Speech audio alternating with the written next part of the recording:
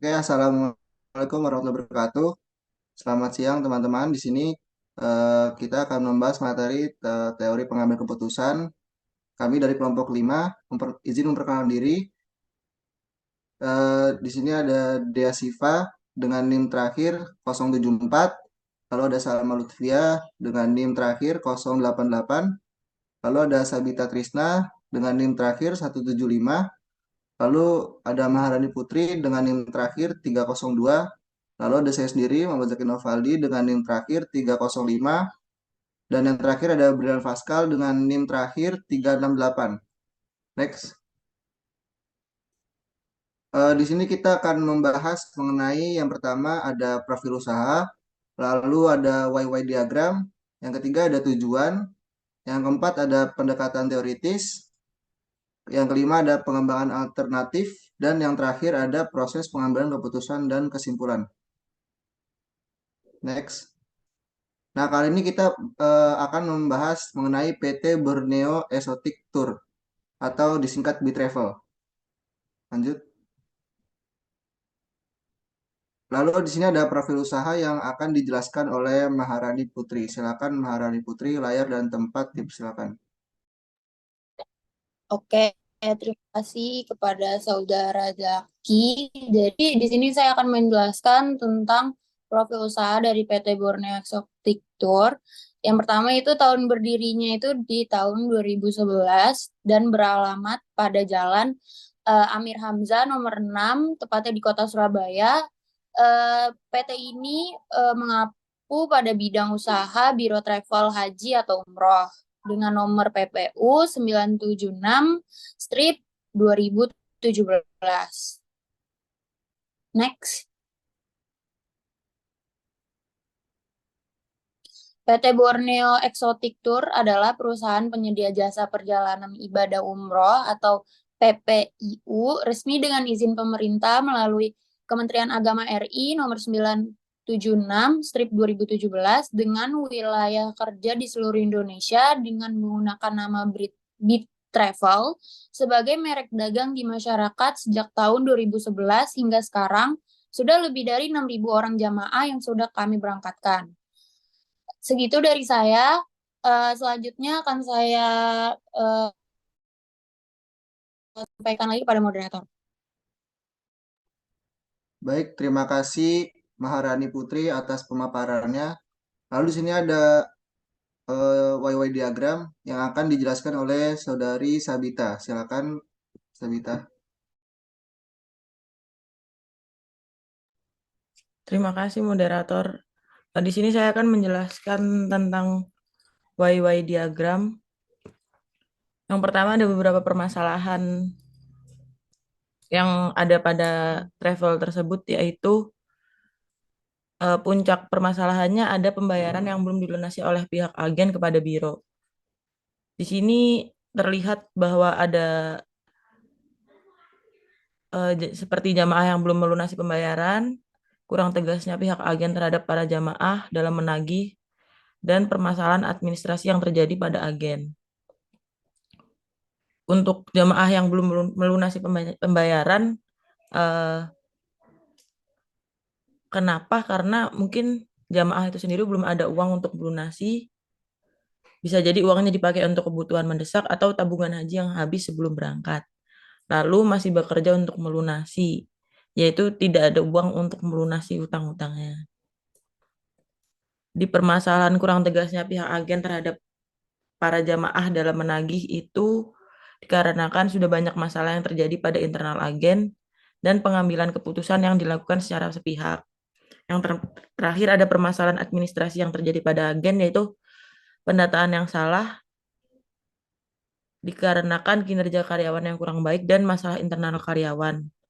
Yang terakhir adalah masalah internal agen, yaitu ada perbedaan pendapat dan komunikasi yang kurang. Selanjutnya ada tujuan. Tujuannya agar dapat mengambil pembelajaran yang berharga di balik masalah-masalah yang terjadi pada sebuah bisnis travel haji. Dan tujuan lainnya agar pemilik bisnis dapat memahami masalah apa saja yang terjadi pada bisnisnya serta dapat membantu permasalahan agar cepat terselesaikan namun bisa juga dijadikan sebagai bahan pertimbangan dalam mengambil keputusan. Sekian dari saya kembalikan ke moderator. Baik, terima kasih atas Saudari Sabita atas pemaparannya. Lalu ada pendekatan teoritis yang akan disampaikan oleh Saudari Deas. Silakan Saudari Deas. Oke, terima kasih moderator atas kesempatannya. Jadi, PT Borneo Exotic Tour itu atau B-Travel adalah sebuah biro travel yang menyediakan pelayanan haji dan umroh. Dalam pendekatan teoritis, B-Travel dapat dipandang sebagai sebuah organisasi yang memenuhi kebutuhan konsumen dalam bidang pariwisata religi. Pendekatan teoritis yang dapat digunakan adalah teori pelayanan kualitas atau quality service teori yang dikembangkan oleh Parasuraman, Zeitamel, dan Berry 1985. Teori ini menyatakan bahwa kepuasan konsumen terhadap layanan bergantung pada 5 dimensi pelayanan kualitas, yaitu yang pertama ada tangibles atau keberadaan fisik. Jadi seperti fasilitas dan peralatan yang disediakan oleh B-Travel dalam pelayanan haji dan umroh seperti hotel, transportasi, dan perlengkapan ibadah. Terus yang kedua itu ada reliability atau keandalan. Jadi itu seperti kemampuan B-Travel untuk memenuhi janji dan konsisten dalam memberikan pelayanan haji dan umroh. Yang ketiga itu ada responsiveness. Itu adalah ketanggapan, jadi seperti kemampuan B-Travel dalam merespon permintaan dan kebutuhan pelanggan dengan cepat dan tepat. Yang keempat itu ada asuransi atau jaminan. Jadi kemampuan B-Travel dalam memberikan kepercayaan dan keyakinan pada pelanggan dalam menjalankan ibadah haji dan umroh. Terus yang terakhir itu ada empati atau kepedulian. Itu kemampuan B-Travel untuk memahami dan merespon perasaan dan kebutuhan pelanggan dalam menjalankan ibadah haji dan umroh. Jadi menggunakan pendekatan teoritis ini, B-Travel itu dapat memperbaiki kualitas pelayanan dan meningkatkan kepuasan pelanggan. Dalam menjalankan ibadah haji dan umroh, dalam meningkatkan kualitas pelayanan, B-Travel dapat melakukan survei kepuasan pelanggan, meningkatkan komunikasi dan dengan pelanggan, memberikan pelatihan kepada karyawan, dan melakukan pengawasan terhadap pelayanan yang diberikan. Saya kembalikan ke moderator. Terima kasih. Baik, terima kasih pada Saudari Deas atas pemaparannya. Lalu akan dilanjutkan oleh Saudara Brilian. Silakan Saudara Brilian. Baik, atas waktu yang diberikan. Selanjutnya adalah pengembangan alternatif. Yang pertama adalah diversifikasi produk. PT B-Travel dapat mempertimbangkan untuk mengembangkan produk baru seperti paket tur religi, paket wisata ziarah, dan paket perjalanan umroh plus. Hal ini dapat membantu PT B-Travel untuk meningkatkan kepuasan pelanggan dan memperluas pangsa pasar. Yang kedua adalah memperkuat jaringan bisnis. PT B-Travel dapat membangun hubungan yang lebih kuat dengan mitra bisnis seperti maskapai penerbangan, hotel, restoran, dan penyedia layanan lainnya.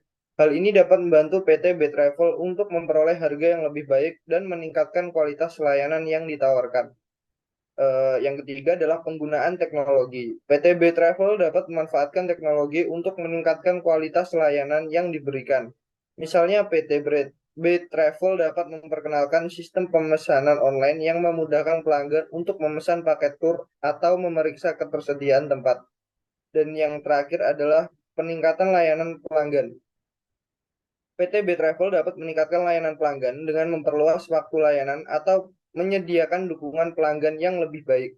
PT B-Travel juga dapat menyediakan akses layanan pelanggan melalui telepon atau aplikasi chat.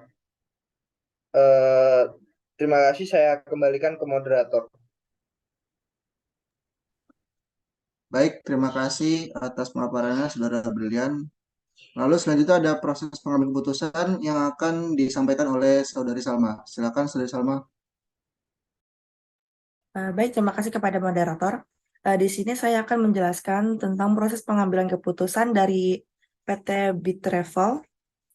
Di sini yang pertama ada evaluasi situasi, di mana evaluasi situasi ini adalah langkah pertama yang melakukan yang yaitu mengumpulkan informasi yang dibutuhkan untuk memahami kondisi yang sedang terjadi. Jadi kayak pertanyaannya itu kayak apa yang perlu diajukan, yaitu pembayaran tersebut apakah sudah jatuh tempo, apakah pihak agen memiliki alasan tertentu untuk tidak melakukan pembayaran, lalu berapa besar jumlah pembayaran yang belum dilunasi. Lalu yang kedua ada komunikasi.